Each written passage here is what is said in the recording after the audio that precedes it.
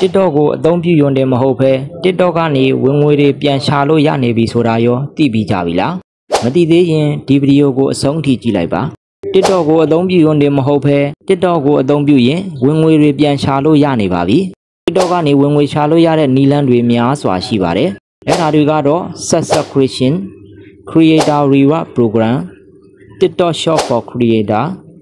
TikTok Shop for Seller Video Gigs Wow with Artists Live Gigs စတာတွေပဲဖြစ်ပါတယ်အခုပြောပြပေးသွားမယ် TikTok ကနေငွေရှာလို့ရမယ့်နည်းလမ်းလေးကတော့ Creator Rewards Program အကြောင်းပဲဖြစ်ပါတယ် Creator Reward Program ကိုရရှိဖို့အတွက်လိုအပ်တဲ့အချက်တွေကတော့ပထမဆုံးလိုအပ်ချက်ကတော့ Creator Reward Program ကို apply လုပ်နိုင်တဲ့နိုင်ငံတွေဖြစ်တဲ့ United States United Kingdom Germany Japan South Korea France Brazil စတဲ့နိုင်ငံ region နဲ့ TikTok account ကိုဖွင့်ထားရပါမယ်နောက်ထပ်တစ်ချက်ကတော့ TikTok ရဲ့ community guideline တွေကိုလိုက်နာတဲ့ TikTok account ဖြစ်ရပါမယ်နောက်ထပ်တစ်ချက်ကတော့ TikTok account ကကိုယ်ပိုင် account ဖြစ်ရပါမယ်အစိုးရနဲ့သက်ဆိုင်တဲ့စီးပွားရေး account ဖြစ်လို့မရပါဘူးနောက်ထပ်တစ်ချက်ကတော့အသက်18နှစ်ပြည့်ပြီးသားဖြစ်ရပါမယ်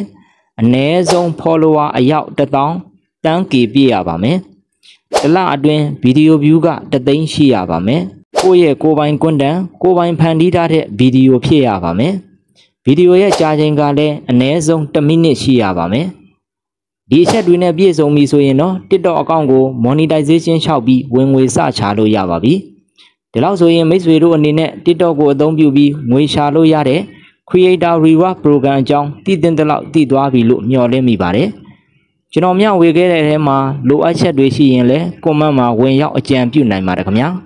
နောက်ဗီဒီယိုတွေမှာပြန်လည်ဆုံတွေ့ကြမယ်နော်